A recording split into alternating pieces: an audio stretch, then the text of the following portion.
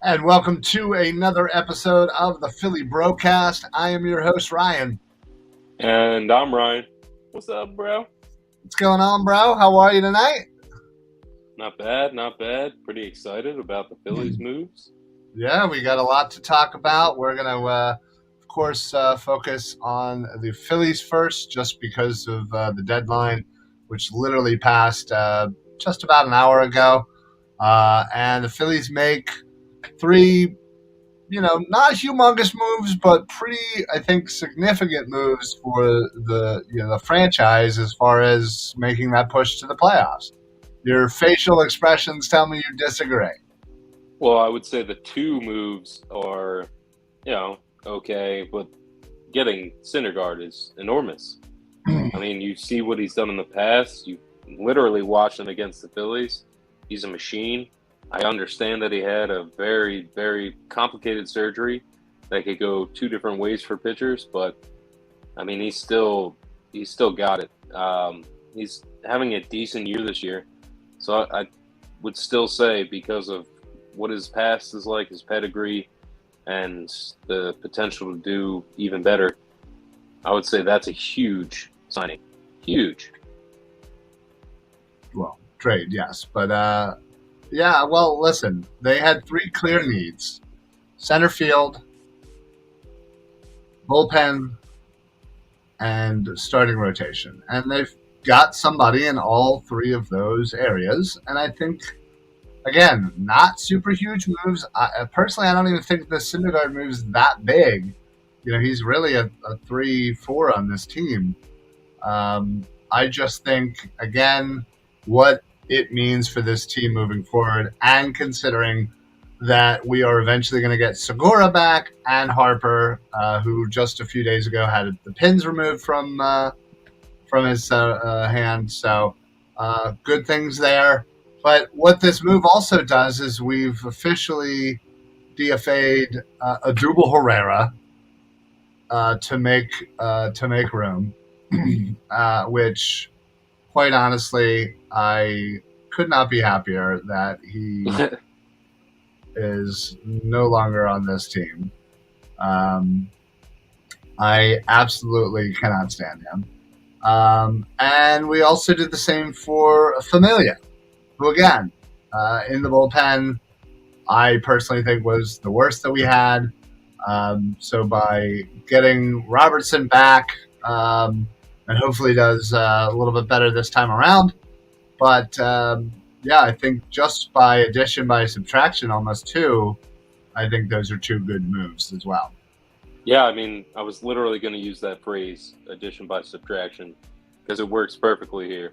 It's actually, I think, getting a +1 out of the whole thing instead of balancing it out, because you're honestly getting someone better and removing probably somebody that was not only, bad in the rotation, but bad for the clubhouse itself. Probably just had a poor attitude, and I'm glad that things are starting to freshen up.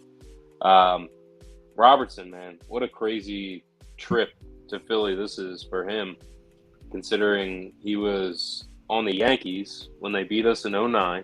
Yep. He was on a few other teams and then back with us in 2019, like you said.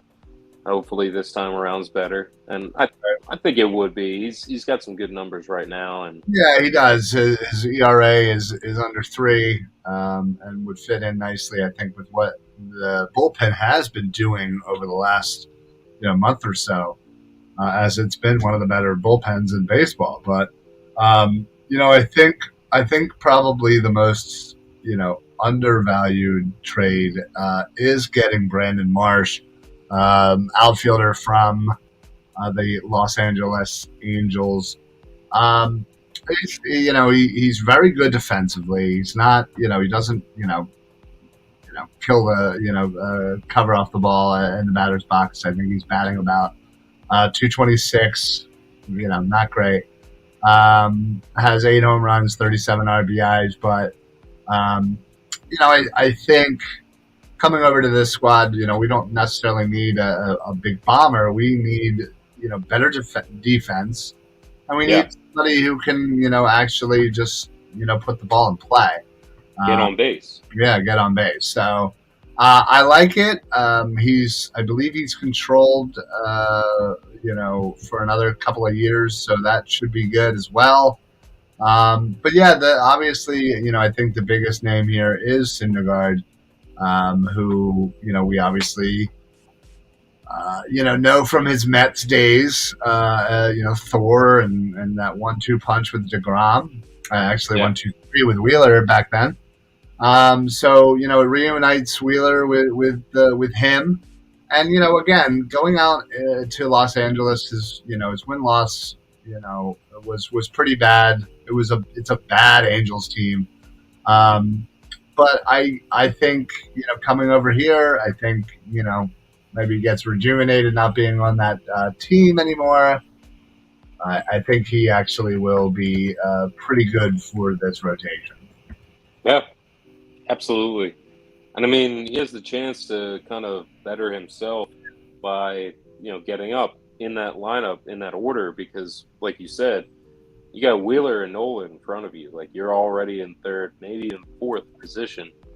Um, so it's one of those things like, hey, can you prove yourself? Can you win 3, 4 games in a row in convincing fashion in order for us to say, well, maybe we should, move him up.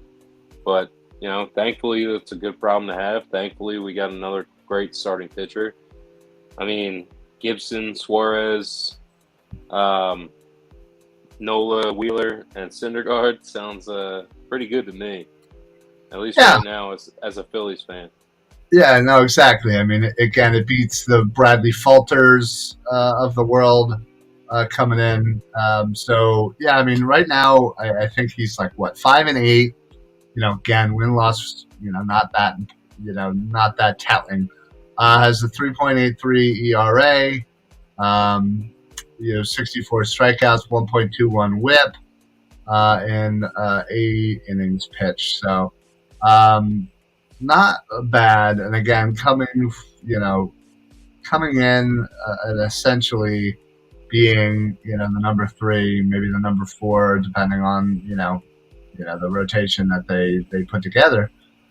I think that's a pretty nice, 1-2-3. I personally would have rather somebody like a Carlos Rodon from the Giants, but unfortunately they couldn't pry him away from the Giants. Nobody could. So yeah, I think this is kind of the next best thing. And you never know, again with call ups who they may bring up to kind of again bolster the playoff roster. So Yeah. I just, I feel like we might be hearing the name Mickey Moniak quite a bit going into the future. I don't know why. I mean, even though his numbers would say, he's going to fizzle out and, right. you had a good run. But I honestly could tell you from watching baseball for quite some time, there's those guys that they keep getting chances and then it just clicks and they become all-stars. And we Yeah. might be hearing that name going forward, but we are in that mode right now that you're talking about. It's this year. We have a great team. Segura's coming back, and then hopefully Harper healthy, ready to go for a playoff push. I mean, that's the goal. That's the key. Right. And anything happens September, October. So it's a good move. I think they made really great moves overall. Probably give them like a B. Yeah, Because, again, wasn't as flashy as some of the other teams, but again, went out, had 3 clear needs, and went out and addressed them. So there's something to be said about that. Obviously, giving up on Mickey Moniak. I think we all obviously wanted him to figure it out here and to be our center fielder for the future. Obviously, that's not going to be the case as he goes to Los Angeles. And they have a pretty good center fielder there already. So yeah, not bad. But I think obviously giving up Logan O'Hoppe for Brandon Marsh hurts a little bit. I would have certainly loved to seen that kid come through the system and up through the into the majors. But again, you also have JT Realmuto right there. So again, there's not a lot of room for him to kind of figure out how to get to the big show. So I understand, why they would be okay with getting trading him away. So here's a question for you. Obviously, everything you just said, very accurate. One of those things where you hate to see O'Hoppe go. Very promising in his young career. Yeah. Even the prospect that we gave up with Moniak, Sanchez, I believe, he was having a promising, I know it's small sample, 40 games, but batting very well. Apparently, just doing great work down in that system. But again, what I was going to ask you, here's a good baseball question, is for a catcher who's coming out of college, coming in from high school, whatever it is, and you're in the minors, would you think about joining another position? Because being a catcher is you've solidified your job. It's harder to be a catcher than it is, I think, any other position to be like a pro in baseball, because if you got it, you pretty much got it. So would you say to a catcher, hey, maybe, go try third base. Maybe you could be just as good. I think, thanks, Evan. Appreciate it, buddy. Make sure you're liking and subscribing, buddy. Listen, I think versatility is always, something that, as you're coming up, you should strive for. For a catcher, I think it seems like a natural, move over to first base for a lot of catchers, especially as they get older in their career and, can't really be bending down every day. But yeah, I think, coming up, you should be hey, listen, let me get some innings at first base. Let me start learning that. Let me, be versatile, and obviously I can be a great catcher, but again, let me be something else.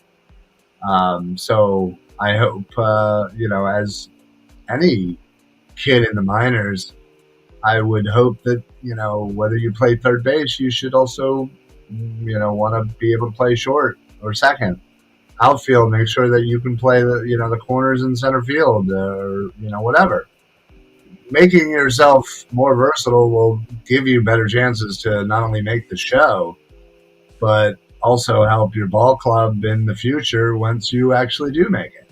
Because then it doesn't hamstring them into, in this situation, being oh, well, we already have a catcher and we're not, he's signed with us for another couple of years. I don't see where your path would lead to the majors anytime soon, given who we already have. Yeah. Well, thank you for answering that. It was just a question that, I think that many people would have had, considering the movement of a good catcher. So you're saying, a lot of people say to yourself, you have a good prospect, but I would say that, the good catchers that are coming up are the ones that have the promising career as a catcher.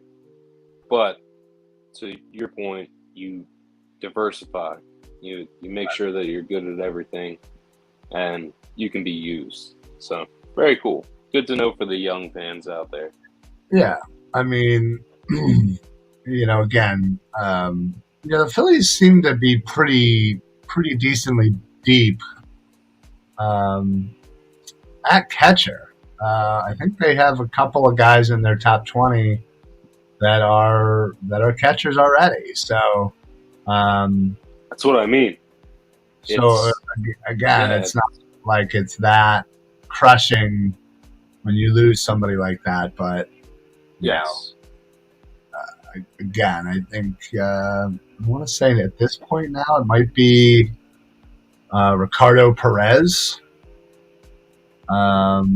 who's, I think he's 18, playing rookie ball right now. He's probably our best catcher prospect right now. Now that Okay. Ohapi is gone, but yeah, I mean, we also obviously just traded away, one of our we were hoping promising, um, center fielders, but we seem to have good outfield depth in our farm system anyway, right now. So yeah, at least good enough to make that move confidently. Right. Well, and that's the thing. You always have to kind of weigh the pros and cons when you're, kind of adjusting your prospects and what you have here. So, Evan, close wild card race with the Cardinals. What is the strength of schedule for the remainder looking like them versus us? All I know is that we have a lot of games against the Nationals, who just traded away yet again one of their stud players. I saw something of like the list of players that used to be on the Nationals over the last 4 years that got traded away. That sounds like an all-star team. Yeah, I mean, you would imagine so, but after they traded Reis Harper, they also won the World Series, so that works out. Yeah, I mean, in the end. They definitely did, but they traded Juan Soto over to the Padres for what seemed like maybe not quite enough. Hey, they got Eric Hosmer. The guy's a World Series champ himself. Mm-hmm. Didn't he refuse to go there, and they had to yeah, exactly. Yeah. It was actually up to him, I'm pretty sure. Yeah, he had a no trade clause, and Washington was definitely on there, as it should be. But no, we play the Marlins a lot as well. I think our strength of schedule is a lot better, just because, again, interdivisional games that we're going to be playing. We play a lot of Marlins, a lot of Nationals. And considering that we're actually able to beat the Marlins this year, unlike past years. But yeah, I think going into the rest of the season with the amount of games left, I think we have that advantage. We have some tough matches coming up. I mean, we do. I mean, we're obviously starting that with the Braves right now. Yeah. This is but I don't think we play them again. Yeah, we play them. We play the Nationals a couple times. We play the Mets, I think, once more. We play the Marlins at least twice. I mean, there's a lot of interdivisional games that are going on, and it's going to be tough because the bad teams are trying to ruin the Phillies' day, and the good teams are continuously playing well. Yeah, we've had 2 more series with the Braves, so a total of 7 games. We play the Cubs as well, which they're pretty crappy. Yeah. What's there? Trying to look at the schedule here. So we have, right now we got Braves, then we go 4 to the Nationals, 3 to the Marlins, 3 to the Mets, 3 to Cincinnati, another 4 to the Mets, another 4 with Cincinnati. We play Pittsburgh, Arizona. Again, these aren't. I guess it's not that bad. Yeah, outside of the Mets and the Braves, it's really not great. Well, that's kind of what I was saying, was these big matchups that are coming up, not necessarily versus the top teams in the league, right? But in our division. Yeah, basically we play 7 against the Mets and 7 against the Braves left. Outside of that, there's not a very good team on our docket. So, well, then we should win all 40 some odd games or whatever it is. Let's freaking go. Let's go. Like that. Off. I know it's a little off, but yeah, I mean it's. What I think there is. What's your overall grade then for the Phillies? I think it's a B+. Deadline moves. I think it's a B+ because they, like I said, they went out and they got, exactly what they wanted, what they needed. Again, it wasn't like a huge splash, but again, they did good things to kind of bolster this team. Addition by subtraction with Familia and Abdul out of here, and then eventual addition with Segura and Harper coming to the squad. Hopefully, Segura soon. Harper potentially early September. I want it to be where he has no pain, no worries, no issues. Yeah, I'd rather stretch that out as long as possible.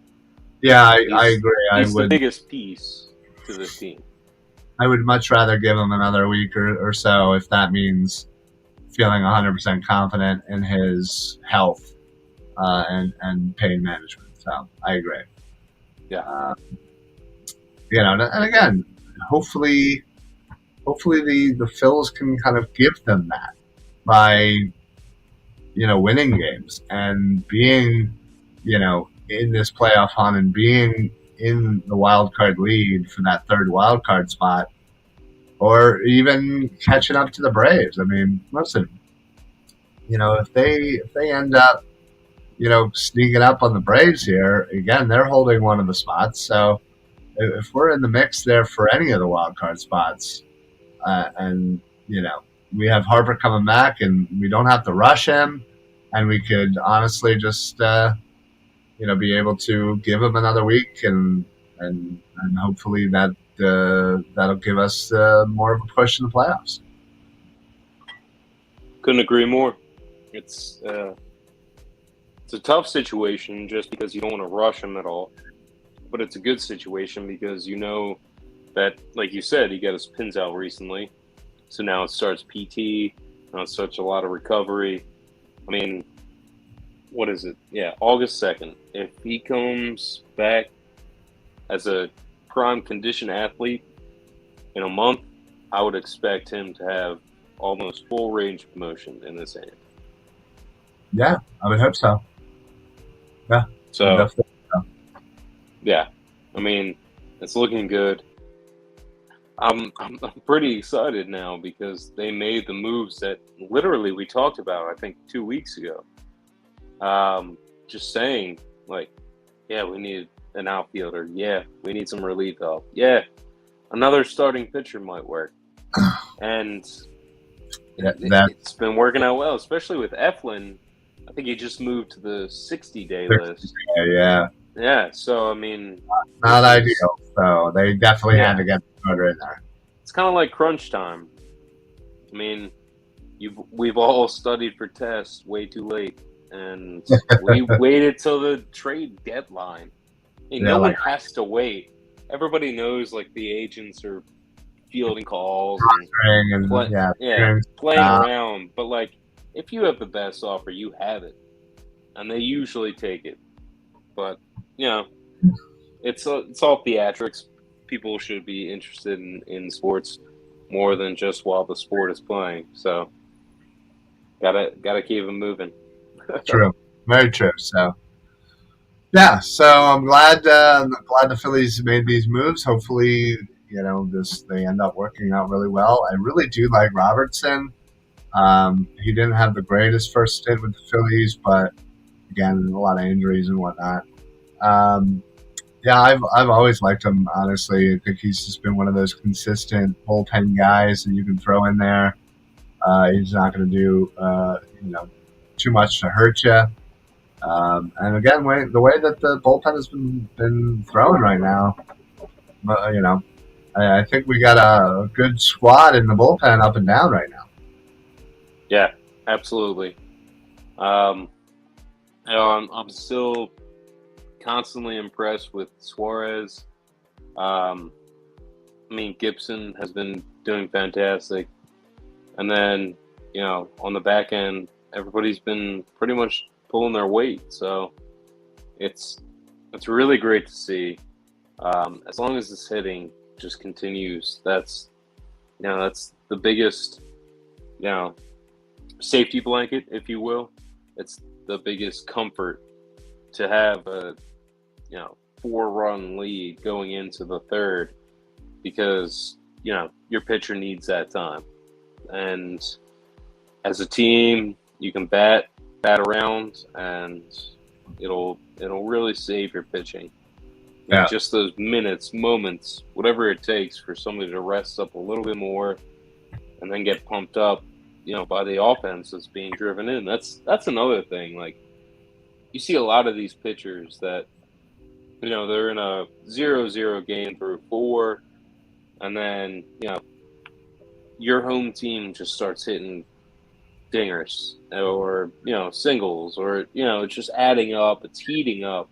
The atmosphere's electric. And then you go out as a pitcher, all you want to do is deliver.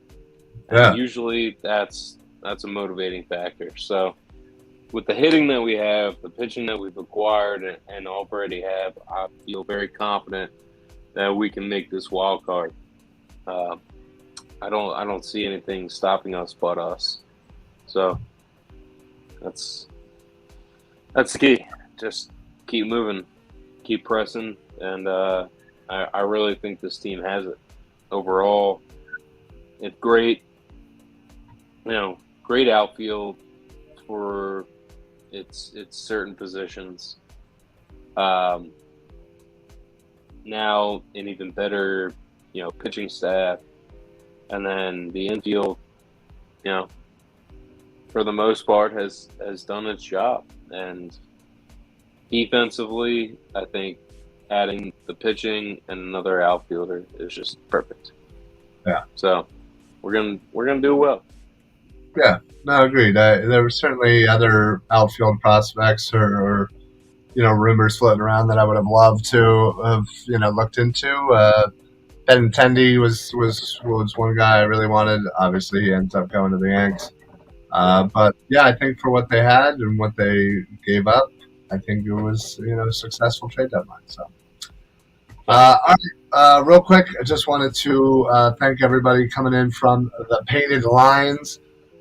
We have started a wonderful partnership, and it's been going on for a few months now. Actually, probably a little longer than that. Where we stream on their YouTube, they stream on our Facebook. And we've even combined for some shows, and we hop on each other's, podcasts and whatnot. So it's been, great getting to know these guys, and kind of doing shows with them. So I look forward to continue that. So welcome everybody. If you're watching from the Painted Lines YouTube, we welcome you, and stop in and say hi.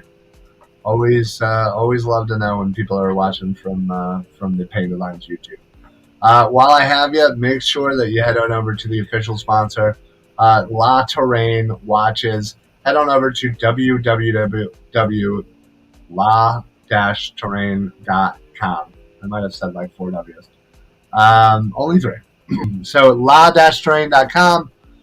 They have fantastic watches, really high quality stuff, pretty cheap. In comparison to some of the other ones. They have other accessories, sunglasses. I don't know what all these motions that you're doing. Just accessories. Oh, accessories, yeah. So check them out. Make sure when you do check out, use code PSA for site-wide discounts. And then while I have you, we're gonna do a couple more things. Head on over to Six Pack Coverage.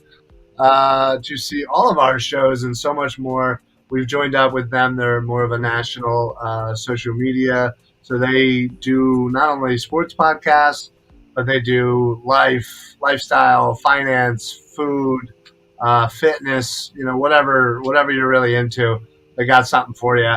And they have a really cool collegiate network, kind of bringing you up to date on the colleges around, the major colleges around the country. So head on over to them. You can check out our shows there as well and on their YouTube. So we along with CEV, another Philly area network, are down there giving them the Philly style. So we are super happy. And then last thing I will mention is we've also partnered up with Philly Sports Strips. If you've never heard of them, well, I don't know what you've been doing, but if you've ever wanted to go to an Eagles away game or Even a Phillies away series. They got plenty of other stuff as well. But they're the ones who organize all these trips and get all Philly fans together. Right now, we are concentrating on the trip down to DC, third week, September 25th, against the Commanders. It's a bus trip, 325. All you need is 99 down. It comes with the charter bus down there, free parking down at the stadiums before you get on the bus. All you can drink beers and seltzers, catered food, like really good catered food. A private DJ. There's former Eagles like Hollis Thomas. There'll be plenty of people like from 4th of John and Edge of Philly Sports, and the Philly Sports guy, Jamie, will be there. So make sure you head down there. Plus, obviously, tickets and a ride back. So it's going to be about 1,000 Eagles fans down there. We're getting a bus to ourselves, the Philly Sports Alliance. So head on over to phillysportstrips.com. Click on the link for the DC bus trip. Fill out all that information, and it'll ask you, hey, how did you hear about us? Just write in Philly Sports Alliance. That way you get on our bus. It's going to be an absolute insane bus trip. I cannot wait. Fineran's going to be there. Eric from the Football Smack Talk Show. A couple other of our friends, family, and fans as well. So hurry up. If you have any questions, please reach out to me. I'll help you get through it. But yeah, so that's it for us. Speaking of the birds. Speaking of the birds, let's start talking about training camp because we are in full swing at training camp. We have had report after report of how Jalen's doing and how AJ's doing and Devontae and the defense and all this stuff. And it's funny because we're actually going to be talking about it on our roundtable show after this. But just to kind of get your feeling and your vibe, what do you take in all this? Like the constant report of like who's doing what and how great they're doing, but then they might not be doing great. And again, what do you take? The guy I'm taking is the biggest question mark from the draft, in my opinion, who was Jordan Davis, and that is a guy that has been highly touted, coming in as such a run stopper, big body, blah, blah, blah, blah, blah. It's like, that's sometimes the NFL. The NFL is constantly being able to make different decisions, make better moves, be quicker, faster, stronger than the other guy. You can't just be overall bigger. So this is the guy that I've been waiting to hear about, and thankfully, one of the first days, it's like Jordan Davis has, eclipsed his expectations for training camp. And my only thought was, what does that mean? Like, instead of 10 times, Yeah. he tried 20 The times? first day, like, what are you talking about? Or did he literally set an eclipse on the field because of how big he is? I don't know if this is like conjecture, if this is funny. So what I'm trying to say is that to hear that he is doing well in training camp has been a surprise for me. Somebody I haven't heard too much of is Darius Slay. I don't know if I'm not reading enough or not hearing enough, or if he's just taking it easy and teaching. I don't know, but that's the guy that's one of the most important pieces to our defense, and I want to hear more about it. I don't know if you have. Can you fill me in? I mean, I've definitely heard his name along with Bradbury and Maddox breaking up passes, intercepting the ball. So yeah, I've definitely heard it, but yeah, not as much as I kind of would have thought. Obviously, you're going to hear Hurts every second, every play, every time he breathes. Same with AJ, same with Devontae. But I've been hearing good things, off and on about Hurts. But like again, this is training camp. Like this is where you are trying to work out these kinks. This is where you're trying to get better with your teammates. So, what's that? Yeah, you are. I got nothing, buddy. All right. Well, then I guess I will just talk because Fineran can't touch this phone and jinxed himself. Ah, there he goes. All right. Well, I am gonna. Yeah, I think I'm just gonna go ahead and drop that. There you go. All right. Well, fantastic. Love technical difficulties. Hopefully he can pop back in, but yeah, again, it's tough because you obviously we've been waiting for training camp, and all we want is info, and we want to just you know get get as much information as we can. But you also have to take everything with a grain of salt, and also depending on who you follow, whether you're following somebody like Elliot Shore Parks, who gets a lot of hate for his tweets and whatnot, or Jeff McClain, or any one of them down there. Because depending on their opinion, it could be something different. You could hear Hertz, had his best day, and somebody else would be like, "Oh, Hertz didn't look all that sharp." So, I just always take it with a grain of salt and realize that, listen, they're not going to be perfect in practice. I really don't want them to be, because that would just be weird to me. But you obviously want to make sure that they're doing their thing, they're working on their craft, and yeah. Glenn, I love the moves. Hate to see Logan go. Wanted success. Yeah. Ohapi was a tough pill to swallow, just because he's been lighting the crap out of hitting the cover out the ball. Let's go ahead and bring Rye. You there? Rye? Yes, I'm here. Okay, stop touching stuff. I can't. It's like you're jinxing yourself. I am. Okay. You're right. All right. Good. Sorry about that. All right. Well, had a call. Had a ticket. My apologies. Can I ask who the call was? You can ask, but I'm not going to tell.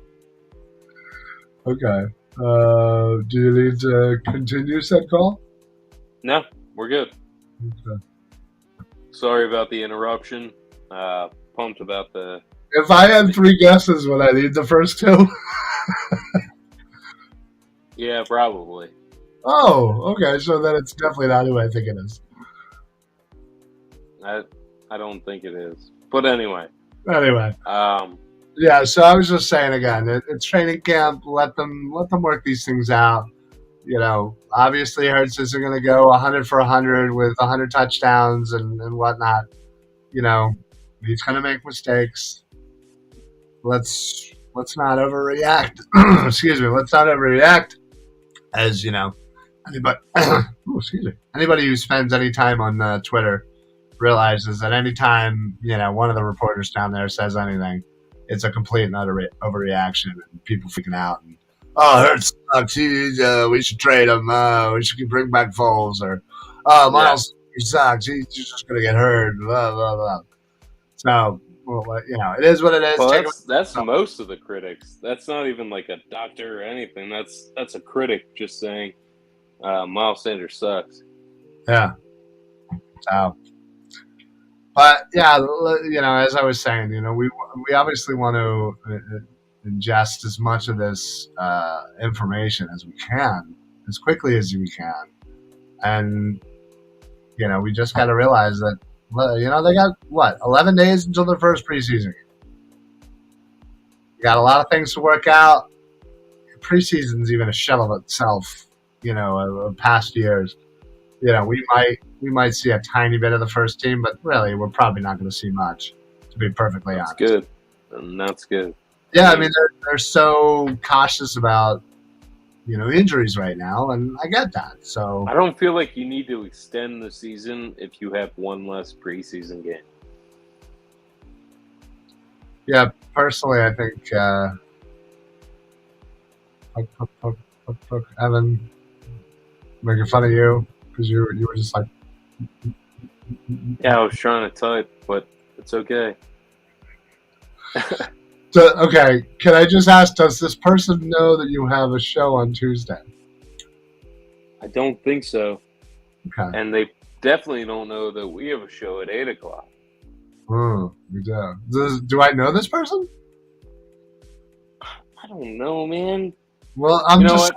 it's Listen, your job to let your for friends. whatever reason, you're like diving into the phone call that I got. But I tell all my friends, don't freaking call me. Don't even text me. All right. Well, this person called, and I felt it was important enough to answer. So that's all you need to know. Well, I'm gonna need to know more afterwards. You know what? I'm gonna be there in about 20 minutes just to slap you in the face. I can't wait. This is gonna be awesome. Oh, good. It is. Dude, I'll have the front door wide open. Come on, right in. I'm sure you didn't. I will. I'm gonna go up and do it right now. Anyway, so this Sunday is the one and only public practice down at the link. Super excited. We'll be down there. If anybody is down there, let us know. We'll meet up, have a beer, do whatever.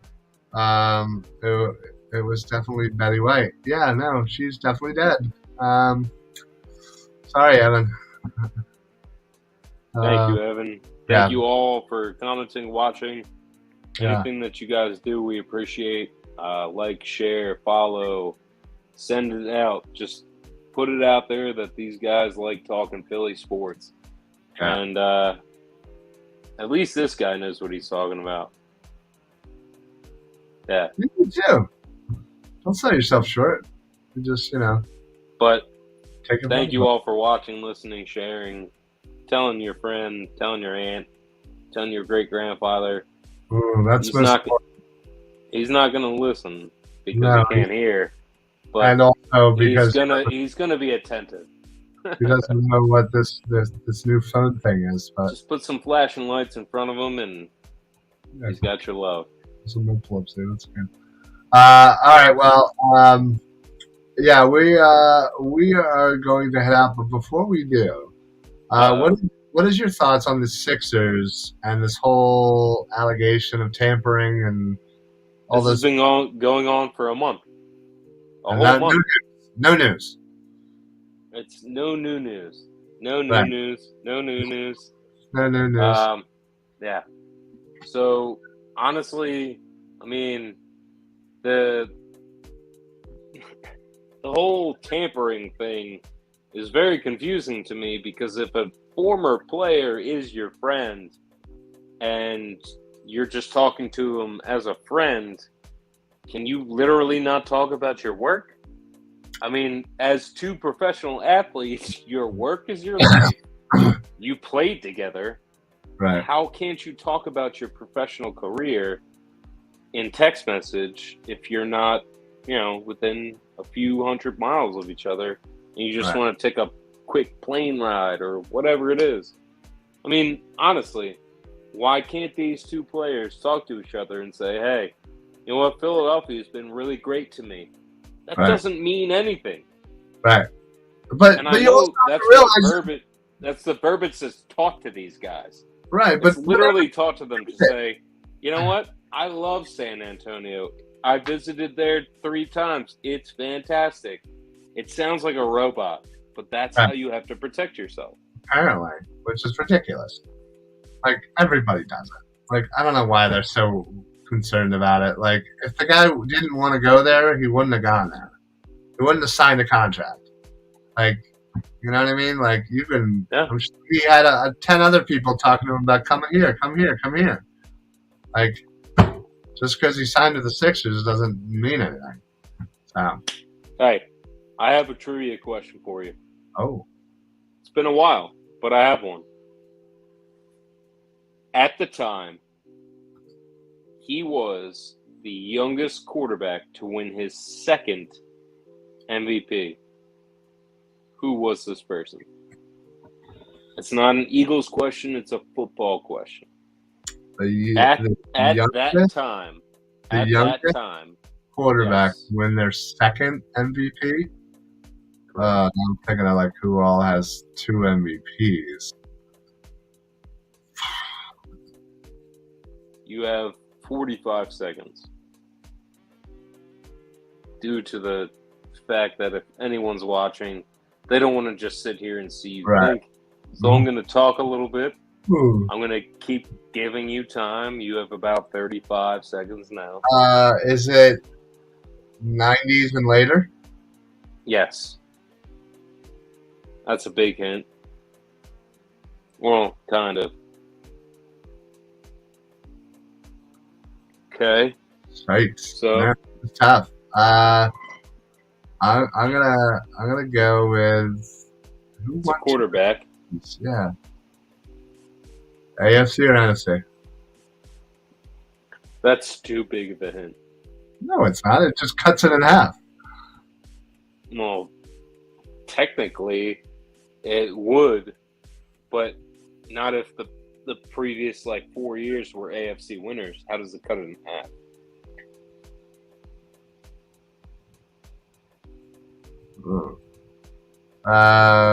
Yeah, dude, I don't know. NFC. Did Russell Wilson win too? I don't think No. he did. I don't think he did. Well, if he did, he wasn't the youngest. That's not who I was thinking. Or he was, actually. He was actually. You know what? He might have actually been the youngest. I said youngest at the time that he won. And you said 90s or later. So this You got like 10 seconds. All right, well, name one of the best quarterbacks you've ever heard of. Joe Montana. Okay, it's Joe Brett Favre. Brett Favre. Okay, I didn't think he won his second one until later. He won his second one in '96. Oh wow! How old do you feel? Very, very old. Yeah, you should. I was in high school. In '96. Yeah. My goodness. Yeah. I think I was getting out of elementary school. Yeah. On the bus, laughing at people like you. Evan said, Big Ben, or that dude that made a movie made after him recently. You got them all wrong, Evan. Good guesses, though, buddy. Good guesses. All right, folks. Well, we're going to head on out of here. Thank you so much for joining us for another episode of the Philly BroCast. We will see you guys next Tuesday at 7 o'clock. Please make sure you like, follow, subscribe, YouTube, Facebook, Twitter, Instagram, Twitch, all of them, and share them amongst your friends. Thank you, everybody, for commenting. Glenn, Evan, appreciate it, guys, specifically. We'll see you guys next week. So for the Philly BroCast, I'm Ryan. And I'm Ryan. Peace out, bros. Later, bro. Have a good night. Go Birds, go Phils. Go Birds. Go Birds.